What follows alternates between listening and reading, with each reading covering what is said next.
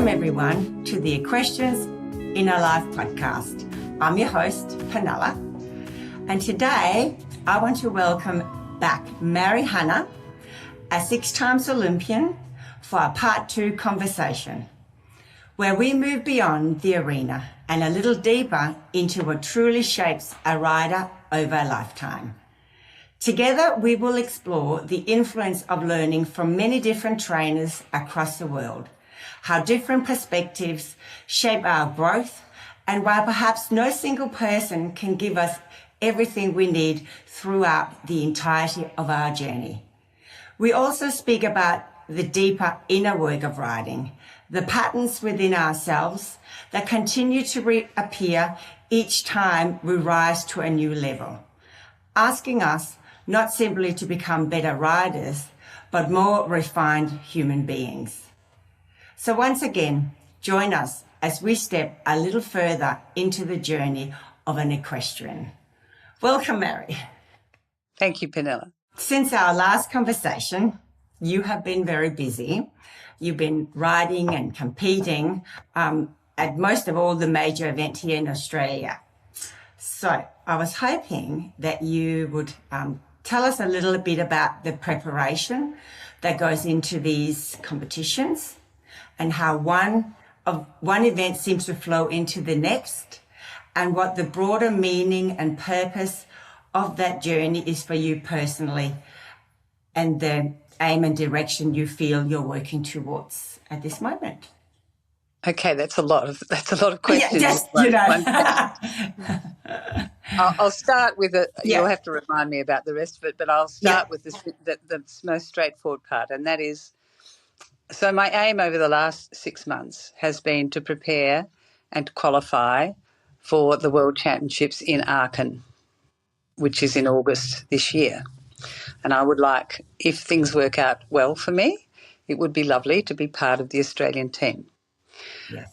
So I was reserved for Paris, but here I am back again to have another crack. Yes. It's good at Aachen because they take 4 in a World Championship team. So there's a lot of very good upcoming young riders. So they're pushing me and I try to push them. Yeah. I feel like at this stage of my life, that's my job. Keep everyone honest and keep pushing the young ones to improve themselves, which they are doing very well, in fact. Yes. So we have Ivanhoe, my beautiful horse. It's been my partner for these last few years, and he's done very well over this last 6 months. We started off earlier in last year. We did Basel, which was the World Cup final, Yes. and he had a very nice performance there, and I was very thrilled, particularly with the Grand Prix result, where he got 69%. So that was excellent. And that really inspired me that I should have a crack for Aachen. Yes. So we've come home. We had to get him over the trip. It was a big trip. Took a little while to recover because that was a lot of travelling. And then we came back and we prepared him for the next campaign. So after a bit of a break and just a bit of downtime for him, we started on our new campaign. One of the things that you need to make a good campaign is a good groom. And I had my wonderful Maddie grooming for me previously at the Olympics. Yeah. And Maddie's sort of moved on to the next chapter in her life, which is very exciting. And I felt very lost without her for a while because she was so wonderful and you depend so much on your groom. Anyway, after various people filling in the spot, I've got a wonderful new groom, Shania Madden, and you cannot do anything without this team of people. So Shania has now done the last big competition with me and she's done a wonderful job. So that's set in place now and she will come with me for the next part of my journey, which is to travel to Europe. Yes. And to continue my training with Patrick. Now, I'm not going straight over there and going to do a whole lot of competitions, and I'll explain to you why, because Yes. we have done quite a lot of CDIs in this last 6 months. I wanted to qualify. I always like to qualify early. I like to have all my ducks in a row and get everything sorted so that I've fulfilled everything, every aspect of the selection criteria early. So at the end of the campaign, I can concentrate on looking after my horse and a proper preparation. So instead of going over there at the last minute and trying to qualify and taking your horse to a million shows, excuse the hyperbole, but I wanted this time to prepare early, which I did last time, but I kept on going and did probably too many shows before Paris. Yes. So this time I've fulfilled all the qualifications. Because the judging is a lot harder nowadays, they've relaxed the qualification to 68%. We've easily fulfilled that many times, including our Basel performance with 69%, and we've had some 70%. So you have to do that twice, and you have to also get a minimum of 66% with an international judge other than your own country to qualify to actually be allowed to go to WEC. So we have satisfied every qualification, and the extra thing that you have to do is 2 specials. You have to do the special twice, and he did that very well. And the last time I rode the special, he won at Bonio with a very nice score of 71. So we have ticked all the boxes. Yes. The last show we went to was Sydney CDI, and he performed very well there, winning the Grand Prix and the freestyle. Yes. So now we're ready to move on to the next phase of the preparation. Yes. So I'm booked to fly out on the 3rd of June, and my plan now is to go to Europe with the 2 horses. So I'm taking my younger horse, Golia de Fontabetti. He is 9 years old, and he's showing nice potential for the Grand Prix work. He can do some nice Piaffe Passage now. Yes. We've been working a lot on that. I feel like that's one of the things that I'm quite good at training, and I really think I've improved that a lot since I got him. So I've only had him about 6-8 months. And we're getting all our one-tempi changes in order, and we're getting all the Grand Prix work in order, and we've gone out and done our qualifications. We have to do 2 tests into one level before we can move to the next step. So all this last time has been about fulfilling all the requirements, ticking all the boxes, and having the horses ready for the next round. We've done all our qualifications. We've done all of that. So next we need to go on, and so I'm leaving and I'm going back to my trainer, Patrick Kittle. And so my plan then is not to go out and do a whole lot of shows, but to let the horse get over the trip, be in good condition, get his condition right, get everything right with him, do very good training and prepare, and then we will see what happens. Yeah. I may or may not do maybe one show before selection, but I'm not sure on that. It depends on how he is when he arrives, because it's a very big trip, and I don't want to put him under stress too early, because I want him to be in the best possible condition for the World Championships should we be lucky enough to be selected. Yes. But that's not the sole purpose of my trip. The other part of my trip is I'm taking Golia with me. Yes. And I wish to train with him and to really consolidate the work that we've done already, and to go back with Patrick and to get him prepared now for Grand Prix, because he's the horse that I would probably be looking towards the next Olympics with. So that has been my last 6 months, or a bit more than that. And now we're ready for the next phase. Wow. Well, that sounds really exciting.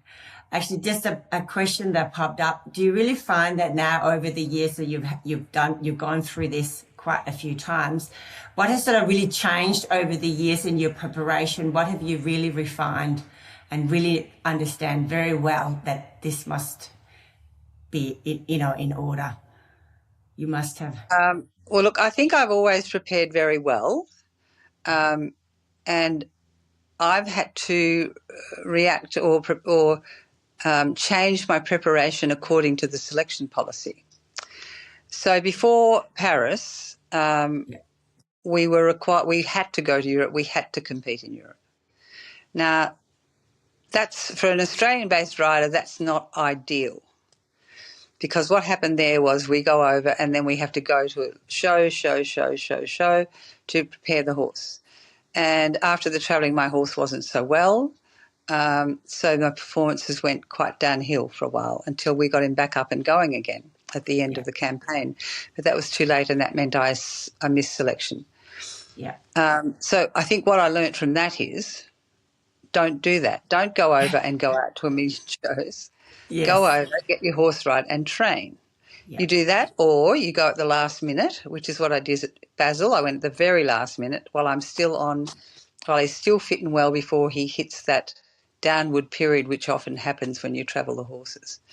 Okay. So I tailor my preparation every time according to what the selectors require. Yeah. That's part of it. Mm-hmm. The second part of it is the training in itself and the preparation. So you must go to the best trainer, the one that you get on with, and in this case, and has been since the Paris Olympics, my trainer is Patrick Kittle. Yeah. Now, Patrick and I have a very good relationship when it comes to training horses and him training me. He gives me a great deal of confidence. He's the right fit for me. Mm-hmm. As I think we're going to discuss later, I've been to many different trainers, all of which have been good. Not once have I been to anyone who wasn't a very good trainer. Yes. And from every trainer I have gained incredible knowledge and enjoyed it. And I think I've pretty well finished on a good point with every trainer. Yes. And for various reasons, I may have changed trainers, but don't forget I've been doing this for many, many years. Yes. So I'm not recommending that people go chopping and changing trainers. No. I'm just saying that over the years, due to circumstances, I have ended up with different trainers. Yes. But if you look back now, though, what and having, trained with many different trainers over the years, the diversity of perspective that you have been lucky to get, that, that must really have added to your riding and to the person you are, the rider you are, having so many different perspectives. Absolutely. So there isn't one, as I said, there's not one person I've trained with where I would say that was a bad experience. Not one person. No. Would you like me to go back over some of that? Yeah, it would be really good to sort of maybe even starting out, that journey where you went over with, and sort of take us through it a little bit. Obviously, in the very early days of dressage, I trained with my husband, Kurt Donvik. I got so much from him. I mean, that was my transition from being a 3-day event rider to a dressage rider. So that was enormous. That was a huge change. He gave me the opportunity to ride trained horses and coached me. And of course, he was brought up in Europe and had gone back and trained with some of the top trainers, with Willy Schultas and Bimbo Palika, Harry Bolt. He'd trained with some really wonderful people when he went back on this Dunhill scholarship, and he brought back so much knowledge with him. He trained with Tony Jensen, who trained Anna Greta Jensen with Marzog. Okay. So he trained with some very good trainers. So that was a very lovely beginning. After he passed away, I then started to train, and he was my trainer for a very long time, with Clemens Dirks. Yes. Now, Clemens was absolutely made dressage in Australia in my book. He was the first person to really produce many Grand Prix horses and riders, and he was very much for Australia. He'd come from Germany, but he was very much into promoting Australia and Australian riders and making the best possible experiences for him. So we have to go back in history a little bit, because in those days we had a really wonderful support from it used to be the EFA, it's now Equestrian Australia. Yeah. So over the years, they organised many trips for us, which were fully funded. Oh, that's good. Clemens was always very open to having other trainers. He organised it, actually. He would organise us to go to top trainers in Europe and train with them. And he would sit and listen and watch and sit next to the trainer. So Clemens would update all his information at that time.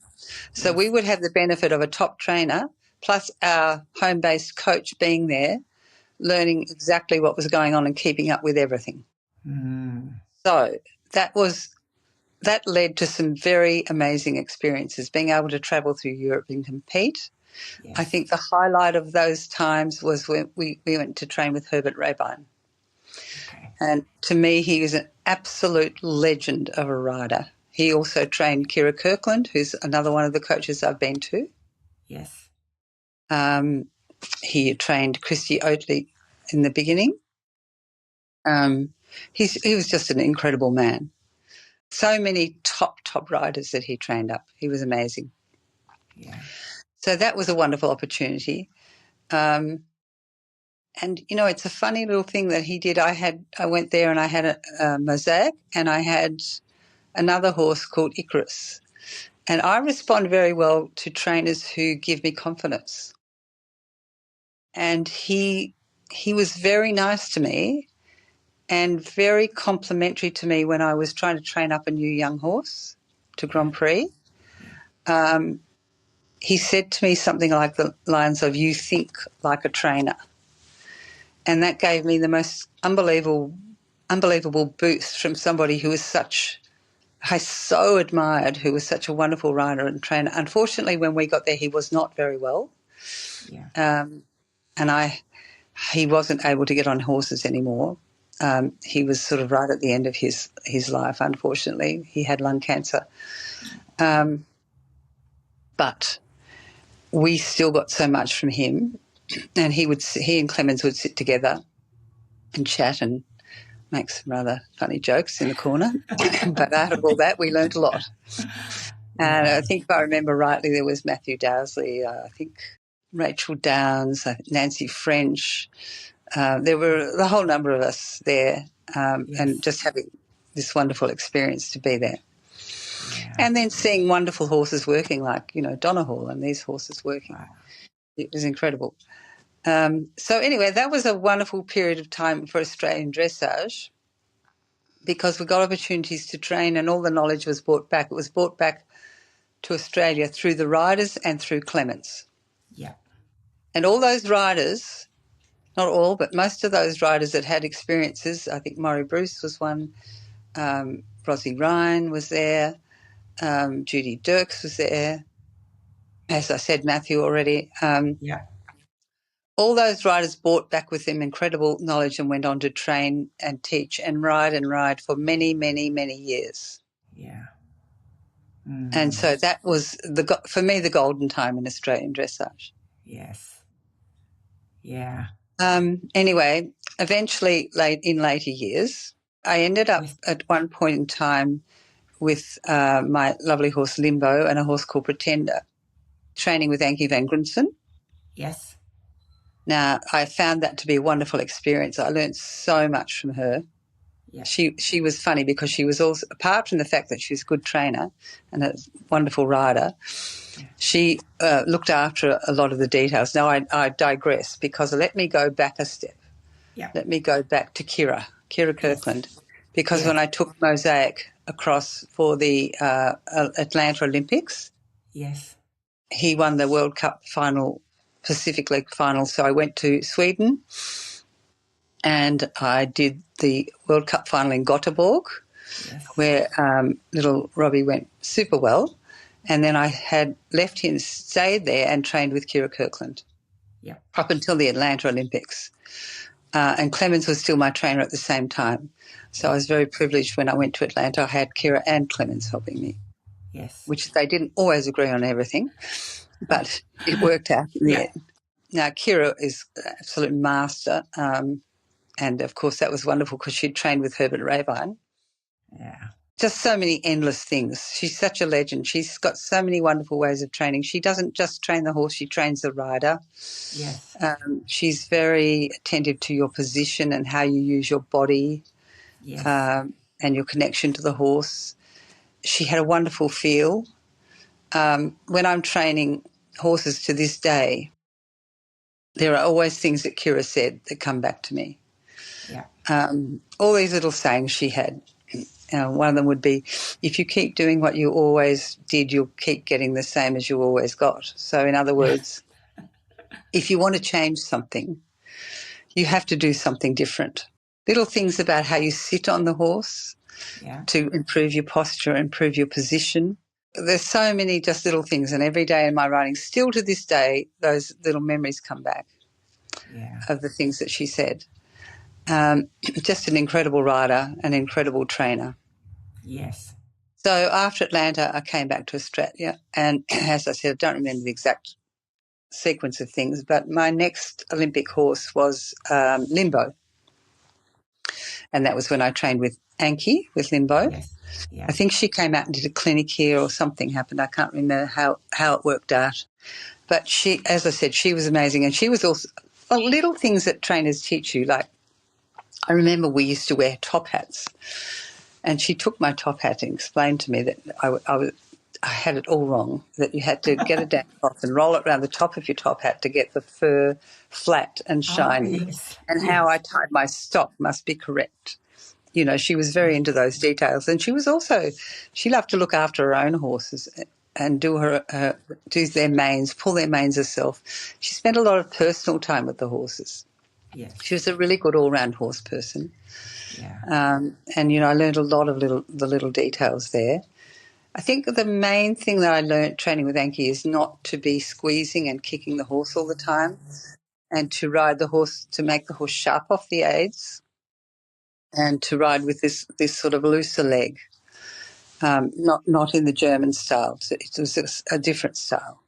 Yeah. People talk about roll cur, but to be honest, I never did roll cur. I could never get my horse. I'll make you laugh here because Kira had a lovely saying about that, because I trained with her previously and I was training with Anki. Yeah. And I said, I just can't do that roll cur thing. I said, I just can't do it. Limbo does not want to do that. And she said, that's right.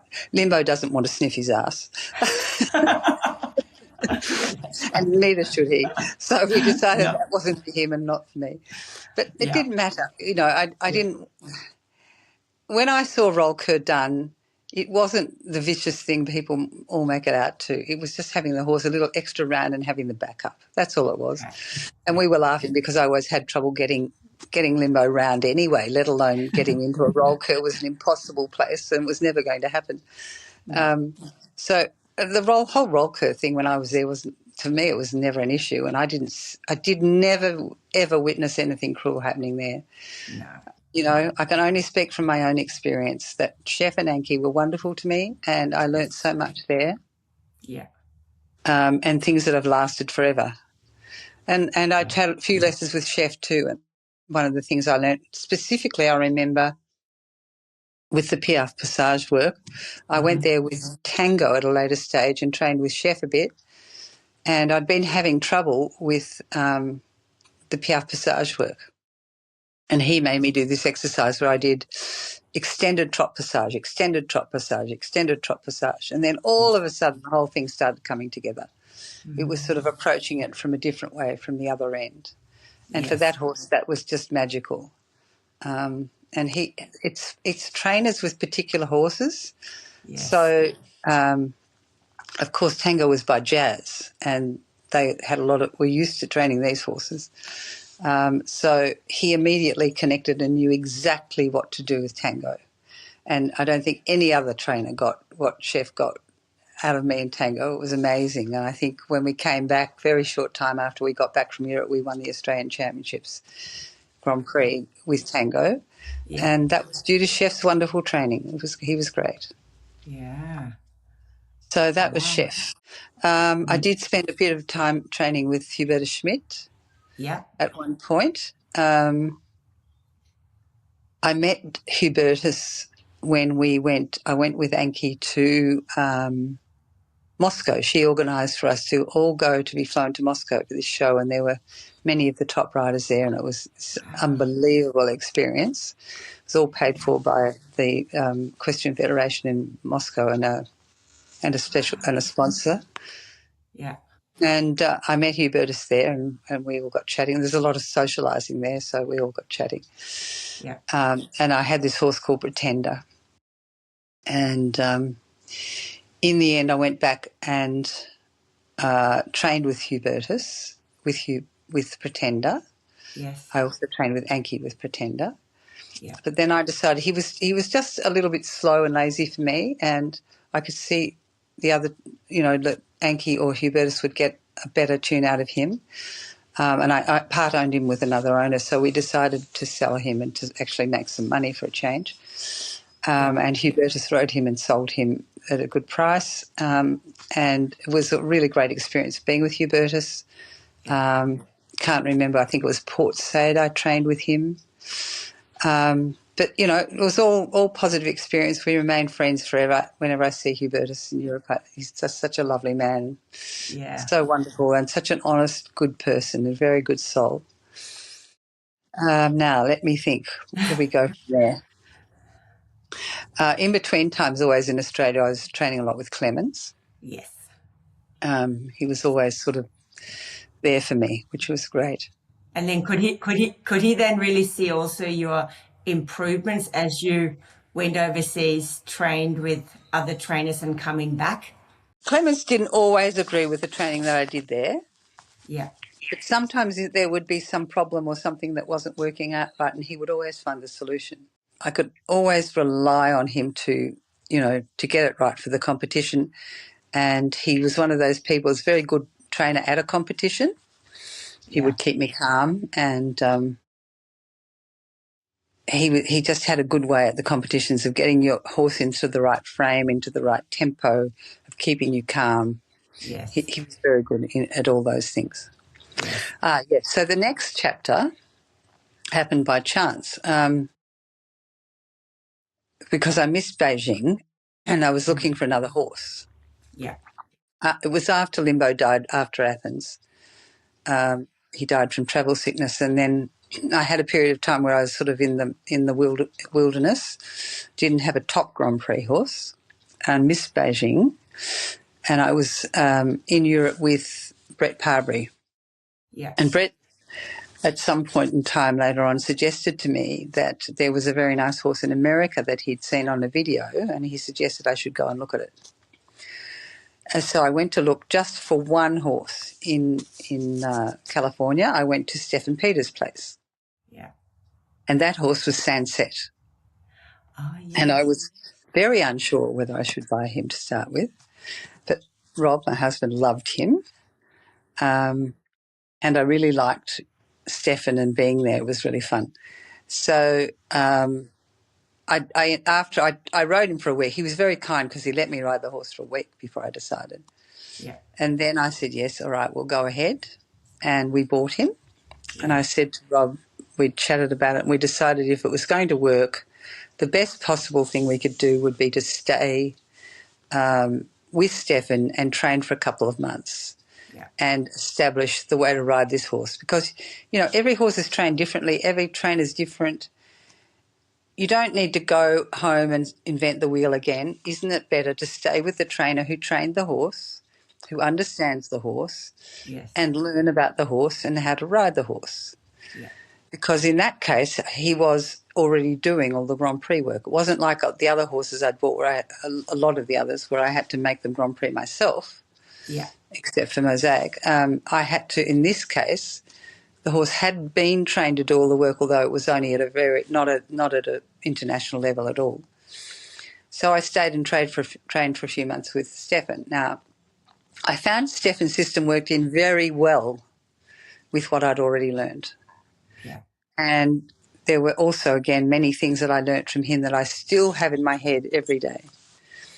One of his little specialties was like a double kick. So when you want to give the horse a little wake up, you don't just do one kick. You do this, you don't do one sledgy, strong kick. You do a little tick, tick, like it's a 1-2.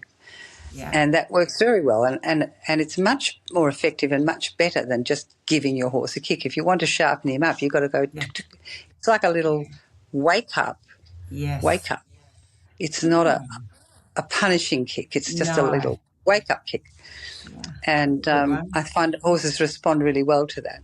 Yeah. Anyway, Stefan was great, and he trained me with the horse for some time, and we did a couple of small competitions before we left to bring the horse home. And I really felt like I sort of was on the way with the horse, and that was great. Yeah. And then I ended up going back to Europe to prepare for the London Olympics. And in that period of time, I started off with Kira, but it was difficult travelling backwards and forwards to Europe because all our qualification events were in Europe. So I decided to base in Europe. Yeah. And I actually trained on my own. I didn't have a trainer. Yeah. And I managed to get both Sunset and Umbro was the other horse I had then. Yeah. Qualified for the London Olympics. I had the choice of which one I wanted to ride, which was lovely. Yeah. Mm-hmm. And I decided to ride Sunset. Yeah. And while we were in London, I was in the team with Lyndall, Oatley and Christie. Yes. So I met Patrick at that time. I had already previously known Patrick, but we sort of reconnected. Yes. And Patrick suggested to me that if I wanted to keep training in Europe, that I should come train with him. Yes. Which I did, and I've trained with him ever since because I found it was a very good fit. Yeah. He was very good for me mentally. He's a very good mental coach. He's very positive. Mm-hmm. And he was the perfect trainer to train me with Sunset. He instantly improved everything when I went to train with him. It was amazing. So he took me, he was the first trainer. With him, it was the first time that I really reached to the 70% level and to start to consistently get over 70% and to start to, do really well, even have wins in Europe with the horses at CDI. So he took me to a completely different level. What do you think it was that he was able to influence within you to create these results? Patrick has this very positive belief in people and horses, and when he's training, he passes on this incredibly positive attitude. Mm-hmm. And I think with the other trainers, I'm not being critical here, I'm just saying with the other trainers, we were an Australian that's come over there, not really expected to do anything fabulous. But I always felt that it was all a little bit unattainable somehow. I was striving for it, but I felt like it was always just out of my reach. Yeah. And somehow Patrick conveyed to me, no, it wasn't out of your reach, and you could come to another level, and you could be competitive in Europe, and you could go out and win tests in Europe. Mm-hmm. And with him, I won tests on Syriana, I won on Boogie Woogie. Later on, I won on Kalanta. I was able to go out, one on Sunset. I was able to go out and actually win in Europe, which was an entirely different kettle of fish. The whole thing was completely different. Yes. So that really changed everything. And I've stuck with him because he's just been wonderful to me and been a really great trainer. Yeah. You've had a lot of horses riding at the top level, but is there something that the horses has consistently been telling you to improve in yourself as a theme all along? So you're always having to step up. Yes, you know what I mean? think the thing that comes out of the whole thing when I look back on my entire life of dressage riding is that I have to improve my position. And if I don't really have constant supervision and training, that it can slip badly. Mm-hmm. And the way you sit on a horse influences the horse so much. I just think with some of the German trainers, they don't say it so much, but you kind of pick it up by osmosis. You pick it up because you watch everybody in the arena sitting correctly and you watch how they ride. Yes. Kira worked directly on it. Patrick works a little bit directly on it, but it's also watching the other riders. And I've just come to the conclusion, particularly recently, that the main thing that right now that I have to fix with myself is the way I sit on the horse and the way I use my body, because particularly as you get older, you can slip into not being as strong and not sitting correctly. Maybe you get a little bit more hunched over, you're not as strong in your core. What I'm really saying to myself now is I have to stay strong in the core. I have to sit back. I have to sit effectively into the saddle. Yes. I have to have my heels down. I have to really have a steady hands. I have to sit in the middle of the horse. all these things, and I have to absolutely concentrate on it because you don't want, as you get older or even when you're a younger rider, because I started off as an eventing rider and sat badly for dressage. Yeah. I've always had this tendency to let my upper body come forward. So for me, and I've really been playing with that in just these last days,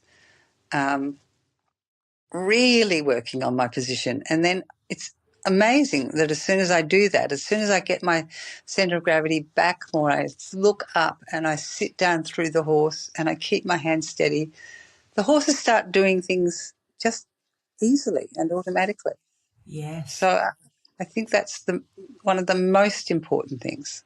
Yes. I hear that. I think that's the equestrian's journey really is what you're explaining. It's about learning to manage our bodies. Yes, You know, so absolutely. it's not so easy. It And really a little isn't. bit of mental attitude as well, Yeah. because, and this is why I need to go back to Patrick. If I stop believing in myself and I hesitate, I don't ride well. No. I have to believe in myself and I have to really go out and ride with this incredibly positive, you will do it attitude with the horse, not in Yes. an unkind way, but you will do it. Yes. I'll give you an example. When I went to Tryon Yes. and I was riding Boogie Woogie, who could Yes. shy most terribly. He was quite a naughty little character. He had a lot of tricks. And when in training, when we did arena familiarisation, he was trying to shy all the way around the arena. And I just thought to myself, how am I going to get this horse to do this? He must not shy. He must go around the arena. Yeah. And I went down and I watched on the first day some of the riders and I watched what people did with the tricky horses. Yeah. And I thought, right, I have to go in. I have to sit really back. I have to really use my seat. I have to really look up and I have to just ride the horse from the back end. And I have to make it impossible for him to shy or deviate because I'm going to be there and I'm going to be like around the horse and have him in front of me and he's going no matter what. He's going. I'm not Yeah. giving him any choice. He will go. And it worked perfectly. And he did probably the best test he's ever done, Yeah. except for one moment after the second pirouette. I thought, oh, you good boy, you did such a wonderful pirouette. And I slightly eased my seat forward to pat him and he Yeah. shied. That is a Yeah. horse you could not allow your seat to come off. You had to sit into him the whole way. In that moment where I wanted to be kind, unfortunately, that didn't work. I had to sit Yes. back because he relied on the rider to keep him safe. And the moment the rider wasn't there around Yes. him saying, go, you will go, you will go, you will go, he Yes. took advantage, or let's not say he took advantage, he felt insecure. I Yes. let him have a moment where he felt insecure. Yes. And It's I've been watching a lot of the good riders lately. I always do that coming up, leading into a big competition. And I noticed that a lot of people are riding horses that are spooky and shying and difficult, but they manage it. They manage it really well, and they manage it by sitting well, yes. by having the horse in front of them. Yes. They never back off. They sit well, and they're there for the horse. They keep the horse secure. Yeah. So that's kind of my lecture to myself at the moment.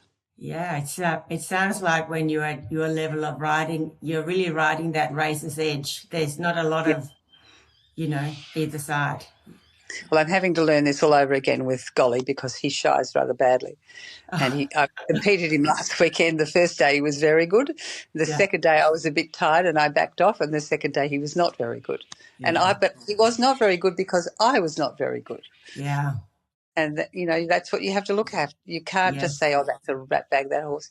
You have to say, No. what did I do wrong? I didn't Yes. ride properly. Yes. That's what went wrong. It wasn't the horse. It was me. Yeah.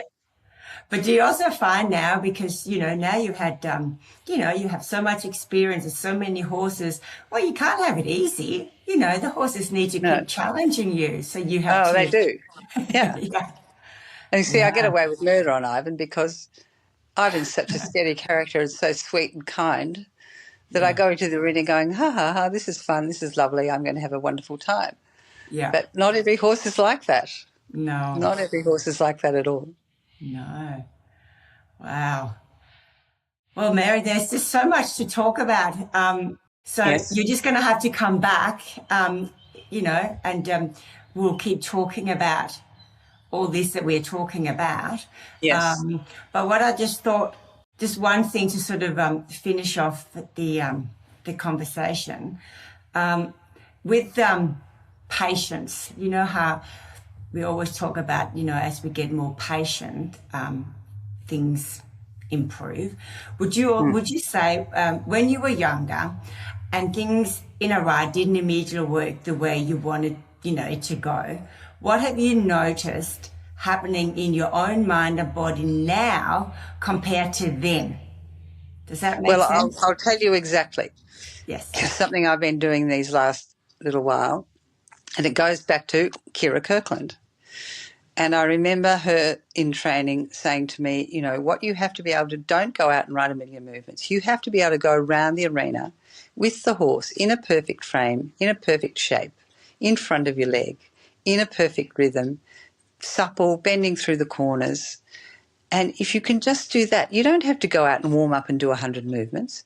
Go out and get your horse going really correctly around the arena Yeah. in with all those things in place. And then the movements will happen. Now, as a young person, you don't believe that.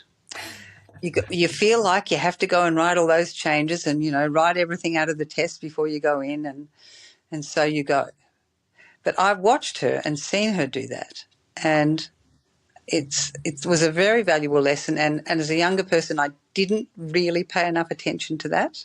Yeah. And recently I'm starting to pay a lot of attention to that because I realise that if I can just ride around the arena in a perfect shape Yes. with the horse in front of the leg in a lovely cadence trot. Yes. And you should be sitting there, so you have to come to the point where you're sitting there and the horse is just doing it because everything is in alignment. You're sitting well, you've got the hind legs, you've got the horse up through the wither.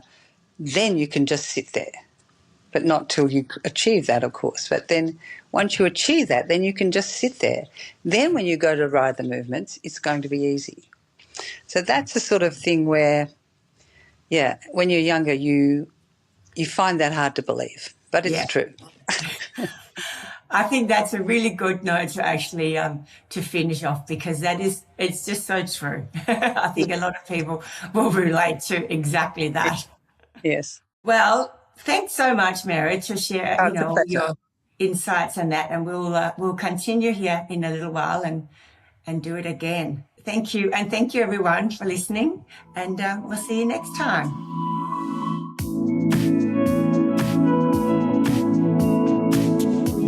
Thank you so much for listening, everyone. I hope you really enjoyed it and found lots of wisdom and inspiration to take with you. If you enjoyed this conversation, please remember to like and subscribe below. That will help these conversations reach other equestrians like you. Thank you. Until next time, ride the way you want to live.